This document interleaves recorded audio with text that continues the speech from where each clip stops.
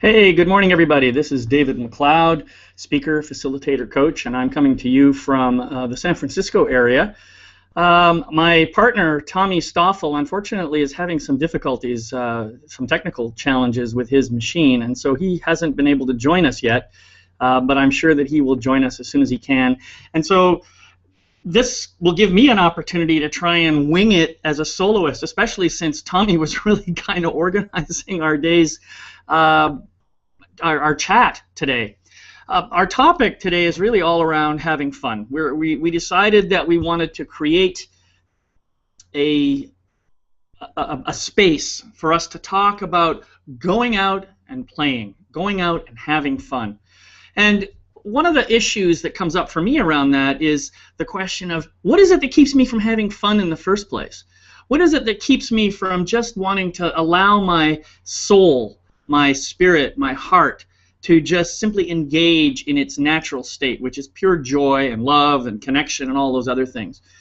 And I think one of the biggest things that I know for myself is that I sometimes tend to allow that chatter in my head about who I am and about how people see me and about what they're going to say about me, how they're going to judge me, that sort of thing. I find myself listening to that voice far too often and not necessarily paying attention to what my heart has to say.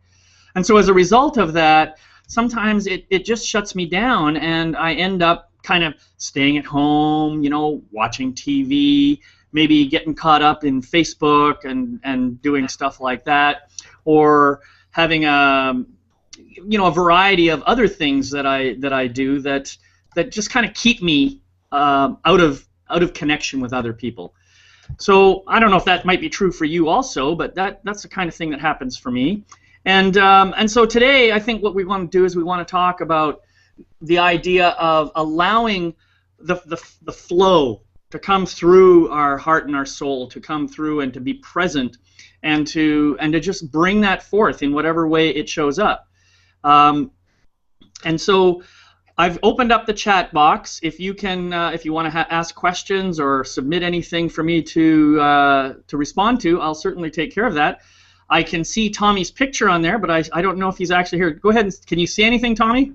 I don't know. Can you hear me, David? Am I coming through at all?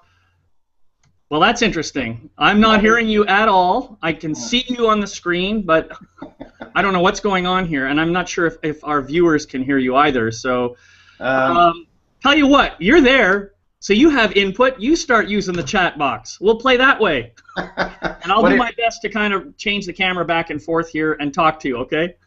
What about? What's the question? I can't understand what you're saying. Anyway, so we'll let Tommy respond through the chat box, and let's just see how this goes. So I guess the first question I would ask everybody is, what is it that keeps you from going out and having fun? Now maybe nothing does. Maybe you are already very open and playful, and you allow that part of yourself to shine and to come through. But maybe you're also the kind of person who, like me, has some challenges in that regard, and so you don't necessarily step out and have fun. But let's talk about this a little bit. What would it be like if you knew that there was no way you could do anything wrong? What would that be like? Just take a moment and think about that. If no matter how you decided to show up, there's no way that anybody would judge you harshly or negatively, how do you think that would feel in your body? Just take a moment and be with that. See, I know as I think about that, I actually feel a lot of warmth coming up in my chest. It feels like a great way to be. It feels very open and accepting. It feels loving. It feels nurturing. Yeah, if I knew that I could just show up as who I really am, and nobody would judge me in a negative way, wow, that actually feels really good. Yeah. What I'd like you to do actually is just maybe write down a few notes for yourself about what thoughts come to your mind, and if you'd like to share them in the chat box, by all means, please do so, and I'll be happy to respond to those.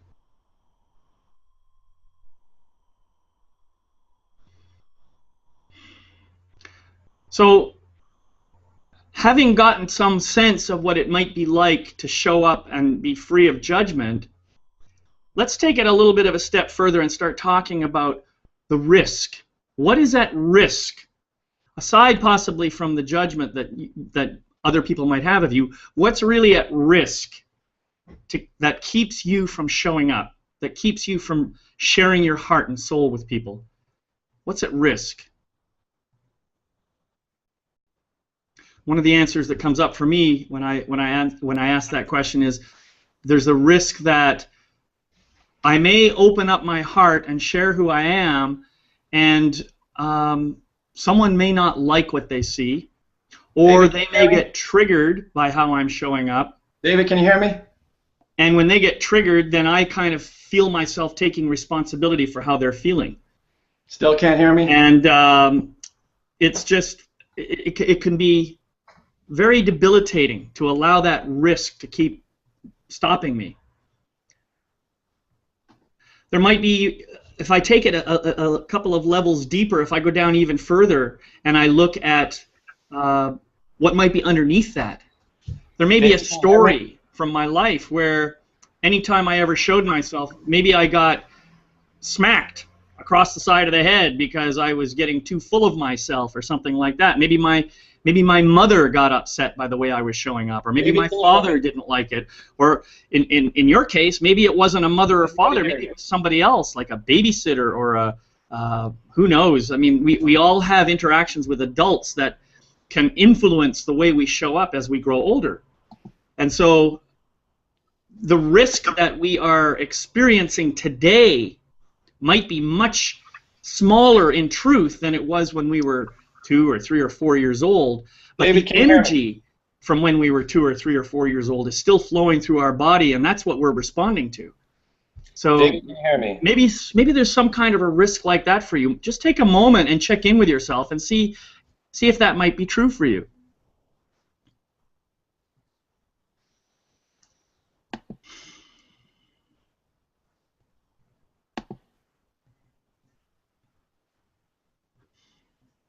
Now, this can be a kind of a deep experience for people.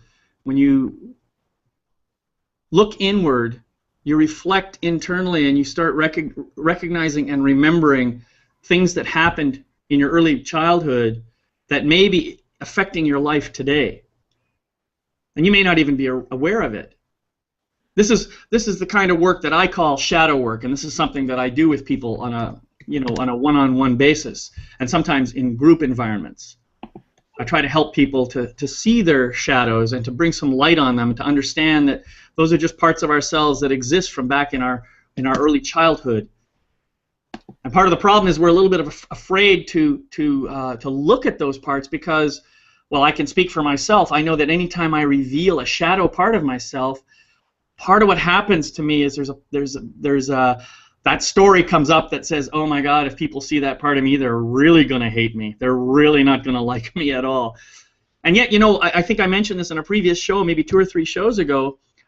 What I've also noticed is that when I have actually taken the risk to share some part of myself that I previously had judgment about, often the people who witness me doing that draw closer to me. They don't pull away the way I fear they will. They in fact draw closer to me, and that has always surprised me and given me great hope. It tells me that people resonate with the story I'm telling, maybe not because my story is the same as theirs, but because it gives them permission and freedom to share some part of themselves that they've wanted to get out into the open.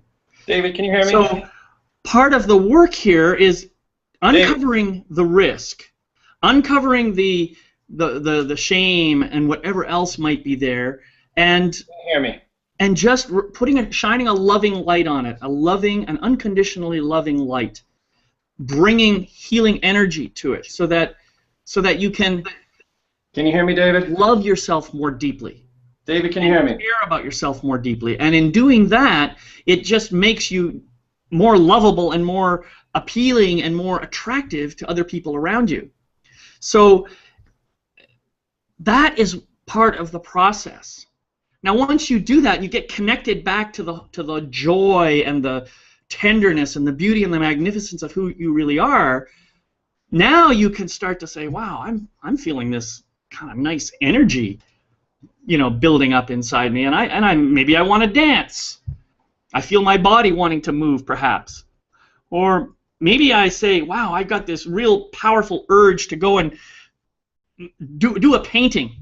It could be I've never painted a lick in my life, but all of a sudden I've got this crazy urge to go and do a painting. I mean, you can see this painting behind me here. This is a painting my father did many, many years ago, and it, you know, I've always been touched by his paintings, but he doesn't let anybody's judgment about him stop him from doing that. He just puts it on the canvas in a way that feels right for him. You could do that. I could do that. And it might not look like a Rembrandt or a Picasso or who cares. It might not look like any of those, but it will look like my painting. And my painting is just as good as anybody else's painting. Because I am just as good as anybody else. So now, painting is just another example. It could be some other way that you feel like you want to engage with the world. Maybe it's something simple like, hey, I think I'm going to go bowling. I feel like just taking that big ball and rolling it down the lane and knocking all those pins over and just having some fun with that. And even if it goes in the gutter, I don't care. I want to have fun. So you see how just doing this work starts to bring connection back into who you really are. And once you do that, then you can decide how who you really are is going to show up. Somebody else is saying that they can hear Tommy on the system. Interesting. I can't hear him. Maybe there's something wrong with my computer. Well, Tommy's not actually online right now, but maybe what I will do is when he comes back on, I'll just mention that other people can hear him, and we'll figure out a way of signaling each other so we don't crosstalk. And of course, I'll have no idea what he's talking about. But anyway, another thing that I like to think about is this concept of abundance. You know, there's a lot of talk in the world about abundance and about, you know, there's plenty of everything to go around. The problem is our ego minds don't see things that way. Our ego minds tend to recognize only, I guess, the shortage of things on the planet, the dearth of things when they're trying to look for something that they want, and so we tend to think that, well, especially when we look at the situation with money and we see that we've got 1% of the world's population holding on to the bulk of the money, and so we think that, oh, there's just not enough to go around. But the truth is, there is enough to go around, and you have a right to your share of it just like anybody else does. So it's not just money, but abundance applies to everything in this world. So you have a right to have all your needs met. You have a right to have just as much fun as anybody else does. And if you can get yourself back to that place and have faith that the universe will provide you with what you really need in any given moment, then you know, you're going to find that all of a sudden the world's going to open up for you, and the availability of fun is just going to be there. Part of the other piece that I think that we're looking at here is this concept of autonomy. All of us want to be self-empowered individuals. And part of the challenge in this world is that other people also want to be self-empowered individuals. Sometimes other people get caught up in their shadow, and so they may seem to overpower us. It may seem that we don't have as much power as they do, or that we have this belief that we don't have as much power as they do. And so consequently, we tend to maybe shrink down in size when we're in the presence of people like that. That can make it very challenging to show up in our heart and in our soul. It can make it very challenging to just simply be who we are in the presence of people like that. However, I want to say this: you are a divine, magnificent, amazing being who just happens to be having a human experience, and you have just as much right to have your power as anybody else does. So if someone else seems to be overpowering you, just simply take a breath, honor yourself, say, hey, I have a right to be here in this space just like this other person does, and I don't want to inflate myself up so much to overpower this person, but I want to stand up and match this person's energy. So that's another thing that we can do. So I see Tommy has come back on again, and Tommy, I'm going to play around. One of our listeners has said that your voice is carrying through, so it sounds like a setting on my side that's not working. Let me make sure. David, can you hear me now? Can you just... This is wonderful. It's been my problem all along. I can hear you now. Can you hear me at all? I can hear you now. You're on. Hey, Tommy. Hello, brother. Hey, man, that was ridiculous. That was my fault. I didn't realize I had a setting that shifted on me, and so What? I apologize for that. Anyway, you're here. I don't know if you've heard anything we've been talking about, but it's all about having fun, right? It's all about going out and playing, and it's about making it up as we go. So you're on. Everybody can see you. Let's see your smiling face. Say hello. All right. Hey, everybody. That was crazy. But all the time was about, just keeping cool and just working through it and figuring out, if it's meant to be, then I'll get on, and if not, then David was going to carry you guys for the show. So, David, thanks for getting going without me. And, yeah, I was hearing along the way some of the stuff as I was there, and then I was rebooting and stuff. So, so whereabouts are you? What are we talking about? I just got to the place of talking about autonomy and how we don't need to shrink down in the presence of somebody else who has a lot of power, but what we can do is we can expand ourselves, not to overpower them, but to match them and to just be present with them. All right. Yeah, that kind of gets. So we're talking about going out and playing, right, and having fun. Yep. Is that still on that topic today? Absolutely. All right. So yes, I'm not really sure where you are in that flow. If you want to keep going on that one, that sounds a little to me like some of the things we do, right? If we go back to where we would have started this show, was about what it's like to be a kid, and kind of that feeling. And then some of the things, sounds like you're talking about some of the, we talk about blocks, right? We play with blocks as kids. Well, these blocks become adult blocks, and we forget how to be kids. And that, that right there, like how we think of ourselves in the presence of somebody else is a block. It's a habit or something we pick up as an adult, and it's one of those things that takes the fun out of life. So, right. Yeah.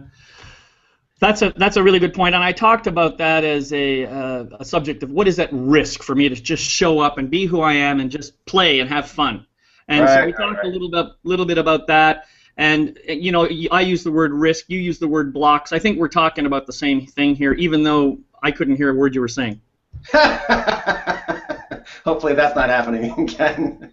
So let's just play with this and talk about some other things there, because as an adult I got really unchildlike, right?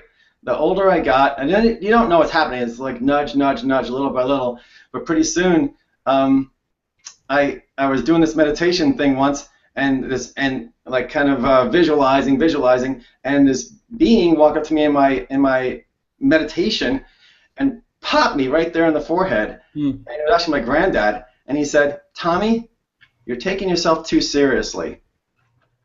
Oh, that's a good one. And then he spun away and he kind of walked away like Charlie Chaplin, like a clown, and that stuck with me. That hit me. I was just taking myself and life a little too seriously.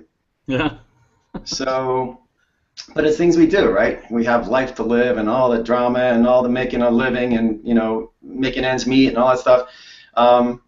They can get really serious. Right. And sometimes, there's I like to use the word, I'm not serious anymore. I'm sincere about certain things, but serious is too heavy. Yeah. So I try not to be serious about things. I'm just curious, when that incident with your grandfather happened, were you an adult at that time? Is that right? Or I missed the part of it. Yeah, it was maybe about 10, 12 years ago, and my granddad was dead. It had died maybe 5 years before that. So it was like I said, it was a guided meditation, and it was pretty funny because he said, and this was early on in my seeking stuff. So I was doing everything. I was going to all sorts of trainers and teachers and doing weird stuff. And he said, "Go talk to your spiritual guide." And it's not going to be somebody you know. It's not going to be, anybody, a relative or anything like that. And, well, it was pretty sure Charlie Chaplin in my grandfather's disguise or something, but popped me right in the third eye here and said, "Stop taking yourself so seriously." I'm like, "Okey, thanks, Pop." And so what did you do as a result of that? I really looked to see. It was very true. I was taking myself seriously. And I looked at how I was taking myself seriously. And we've talked a little bit about this stuff, but there's other things we do, right? I mean, who here is not a control freak? Right? We feel like we want to control the situation, control everything.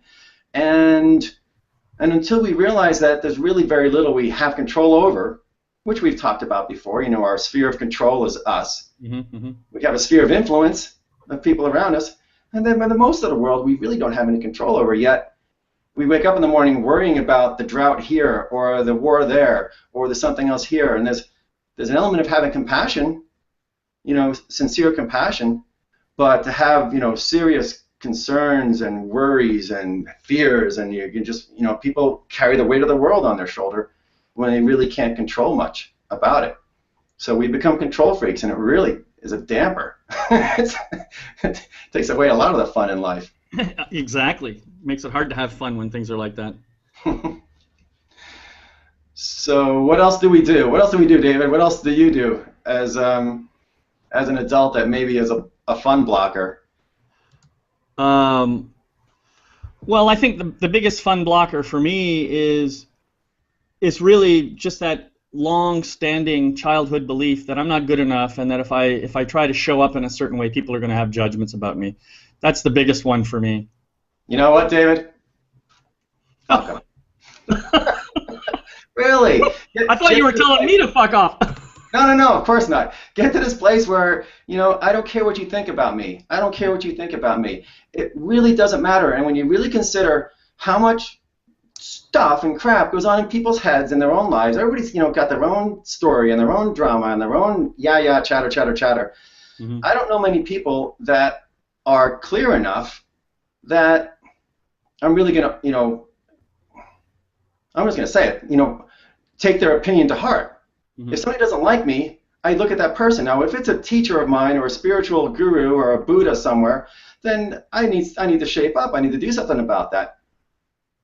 But if it's someone on Facebook or someone who's caught up in their own drama and they don't like something I do or don't like the way I show up, I don't care. I don't care. And I couldn't have said that even a few years ago. So this is not an easy practice, but it's one that's important to kind of unhook ourselves from the expectations and the judgments and the buttons of other people. It's funny that just the way you phrase that, I think about, it's easy for me to say I don't care what you think. That's a little bit of bravado for me to pretend I don't care. But the truth is, I do care what people think of me, and I do want to be seen as a decent human being and somebody who's full of love and everything. And when people don't see me that way, I do find that it does hurt sometimes. Go ahead. No, it sounds like you got something to say. Go for it, bro. Yeah, I'm going to flip this because I had to flip this on myself too. And there's a wording here that I want to shift. I don't care what people think about me. I do care what they feel about me. Right? Because that's a different thing. The thinker is the thing that's out of control. There's a mutiny in most people's head anyhow. So what they think about me, I don't give a lot of credence to. What they feel about me, that's important. And that always doesn't come out. Yeah. Now that's a good point, and I think that part of the challenge is we have a very, very loose language. I hear people say, I feel all the time when they really mean I think. And I hear people say, I think all the time when they really mean I feel. So people are completely confused about their language, and I fall into that category myself sometimes too. So absolutely, thank you for that clarification. And you may be in a relationship with a person who may feel compassion and feel, that love, but they may, even their brain may go and think stupid stuff still. If they still have, monkey mind thoughts running around there, if they still have delusions going on, if they still have viruses that are playing bad programs and tapes up there, it might still come out, and it might feel like they don't love you, but I'm getting more and more away from that, and really, making connections with people, and trusting that and going with that. Yep. Well, and so just to be complete with this, I'm not saying that it is happening as much as it used to, but it still happens. I still get those thoughts in my own head about my fear of how people judge me and how they think about me, and somehow they're going to see me as not good enough. That is so deeply rooted in me, it's difficult to get it completely out. And I've done a lot of work on that, and I continue to do that work. Very often when I'm in a group and or doing some kind of a group process, and I'm working on a particular issue, it almost always comes down to that same basic negative belief system. And I just slap myself upside the head. I say, God damn, am I ever going to stop thinking this way? Pop you in the head. Yeah, you are. Maybe I need a Charlie Chaplin to come and poke me in the eye. Here it is, man. So it is, and what you said there is that it's not as much as it used to be. Awesome, right? And Yeah. we say that to everybody. This isn't, when we figure out a way to enlighten people with a snap, then we'll do it. But until then, it's a process. And Right. that it's less than it used to be. If the negative, the shadows or the blocks or whatever are less than they used to be, then great. Then we're heading in the right direction. We're getting lighter. Our vibration is getting better. Our energy is picking up little by little. And if that's what it is, that's what it is. And just recognize that it is okay. We one of the things that blocks us from being kids again is the freaking perfectionist. We're always trying to be perfect. That's like, how much fun can you have being perfect? Freaking none. It's perfection. Well, you can have fun being perfect. You can have fun being perfect if you accept the fact that you're already perfect and you don't have to do anything more.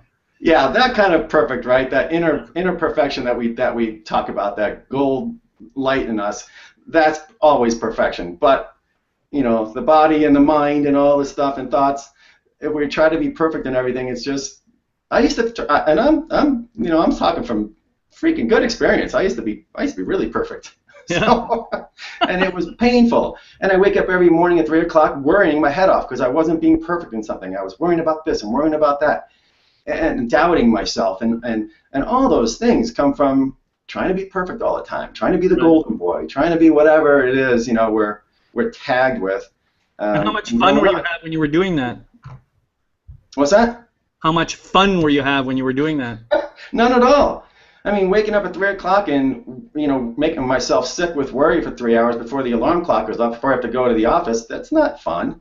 Yeah. There wasn't much fun going on there. I had surface fun, drinking a beer, doing stuff like that, but that wasn't real fun. Right. So. Okay, so let's get back to the play side of things. All right. Obviously, when you're in this light-hearted space, when you're clear about who you are, and when your heart is full of love and self acceptance, then play becomes pretty easy. Yeah, every day you wake up and it's like it's another day to play in the world. And whether that means you got to work your ass off to make a living, you still do it with an attitude. So I know we're running late here, and I want to just get to this quick exercise. Let's just take the extra time. Okay, right on. All right. So yeah, but it's practice, right? And it's practice again, undoing the shadows, or digging out the weeds of the root, or undoing the blocks. And it takes work, and it takes usually a teacher or a trainer or somebody to help you, guide you to find those. But it happens. You and I have a blast doing this show. I probably couldn't have done this a year ago, right? So it's a progression, it's a process, and the lighter and easier you get, the lighter and easier and more fun and playful things are. Right.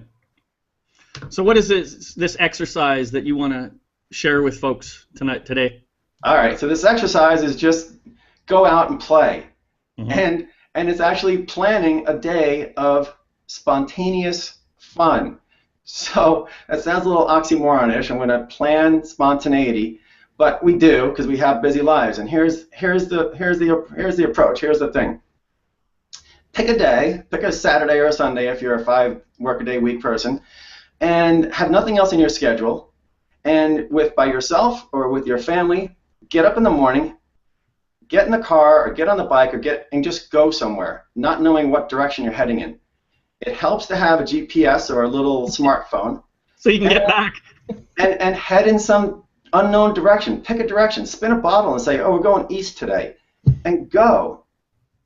And if you have a smartphone, Yelp, you can Yelp things to find restaurants. You can, find directions. Or if you just want to wander, make sure you have a map so you can get back. But go out there and just do nothing. Explore. Be spontaneous. Don't worry about the schedule. Don't worry about what time you're going to eat lunch. Don't worry about where you're going to eat lunch or what's going to happen. Bring a picnic with you. Find a spot under a tree to eat. And just do that. Plan a day of spontaneity. Do it. It's awesome. It's fun. I do it all the time as much as I can. And it's just a great adventure. I go out and play as an adult in this great, big, fun world. And for the most part, 99.99% of the planet is safe and fun to play in. And if you're in one of those spots that's not so safe right now, then blessings to you, and hopefully helps on the way. But go out and play, people. Yep. Go out, find that kid in you, be spontaneous, and just have a blast for a day. Try it out. That's a great idea. I like this idea of just pick a direction and go, and just become like an explorer, a little kid who doesn't know what the hell's gonna happen, and just find out, see what's there, and enjoy it. And I was going to suggest an alternative. There's one thing that I did recently that was just an absolute blast. It wasn't quite as spontaneous, but it was spontaneous in the sense that it was something I had never done before. And I went I went with a friend of mine to do indoor skydiving. And it was absolutely a total blast. And of course, I knew exactly where I was going, and I knew how long I was going to be there, but I had no idea what was going to happen once I got there. And it was, exhilarating, fun, a little bit scary, so I got some of that energy going, and ultimately it was totally safe, an absolute blast, and well worth the time and energy that I put into it. I highly recommend something like that. Yeah, that's fantastic, man. That comes to me. That's a present moment experience. You're just in the moment. You're loving it. You got that thrill going and the adrenaline going, and you're safe and having fun doing it. Yeah, that's a great example of going out and playing, having fun. Yeah, and it's very, very rewarding too. So and there's lots of things people can do that are like that. Go on a speed dating event. Well, if you're married, you might want to do that. But if you're not married, if you're just looking to date someone, go on a speed dating event. Meet 15 people in 20 minutes, and just get to know them. I mean, it is very exciting. They have no judgments about you. They don't know you yet. So yeah, folks, go out, have fun. You can do it with a credit card in your pocket. You can do it with $10 in your pocket. But try it out. It'll be a fun adventure, something you'll remember for a long time, and hopefully something you'll make a habit in your life. Right. Well, David, I'm going to be out playing next week. I'm actually taking my Jeep and I'm going four-wheeling on the world-famous Rubicon Trail. So I'm playing next week. I'm playing this weekend. I decided finally to take a weekend to myself. I'm going up to Harbin Hot Springs, and I'm going to just do some heart connection stuff with people. I'm pretty excited about that. Sweet. Well, have a blast with that. What about what are you doing next week without me? Well, before we go there, you talked about making this a habit. Yeah. And I just want to draw attention to a great book that I read a few years ago called The Artist's Way by Julia Cameron. Now, it's geared primarily towards helping people become more creative, but it's a fantastic book for getting back in touch with the inner child and allowing our creativity to flow more freely. And one of the things that she does in her thing, she has two things actually. One is called the morning pages, where you basically spend 20 minutes just writing whatever comes to mind, and it just helps to release a lot of stuff out of your system. But the other thing is the regular, which I can't remember the proper terminology here, but basically taking yourself out on a date. And that falls very much in line with what we're talking about here today. So if you haven't seen Julia Cameron's book, The Artist's Way, go pick it up and let that be a way to build a practice for yourself. Beautiful. Thanks for that recommendation. Yeah. And so, Tommy, you said you're not going to be here next week. You're going to be off jeeping or something. And so in that case, I'm going to be here pretty much by myself, but I have invited a guest, two guests actually, Tom and Stacy Welch Bartley, and they're going to be coming in and they're going to be talking to us about relationships that matter. So it's going to be a pretty awesome show, and I'm sorry you're not going to be there, Tommy, but you got to go have fun too, man. And you're in good hands with Tom and Stacy. They're a wonderful couple. I've met them on several occasions, and they're beautiful people, so have fun with that. Yep. All right, just brother. Say one more thing. Go ahead. No, you go ahead. Finish. Oh, I was just going to talk about our coming up at the end of August, everybody.